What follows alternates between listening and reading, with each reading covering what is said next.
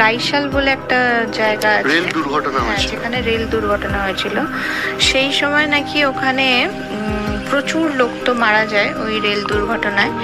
তো যে টাইমটায় ওই দুর্ঘটনাটা ঘটেছিল, তো সেই পার্টিকুলার টাইমে নাকি ওইখানের আশেপাশ থেকে সব লোকজন ওই স্টেশন থেকে যে ট্র্যাকে অতগুলো মানুষ মারা যায় সেখান থেকে নাকি ওই কান্নার শব্দ শুনতে পেত। আর এটা বেশ কিছুদিন যাবত এইটা মানে এই রেসটা ছিল, কিন্তু ওটা ওই পার্টিকুলার টাইমটাতে ঘটতো, যে টাইমটাতে ওই অ্যাক্সিডেন্টটা হয়েছিল। মানে যে ঘটনাটা তখন ঘটেছিল, হাজার হাজার মানুষের কান্না।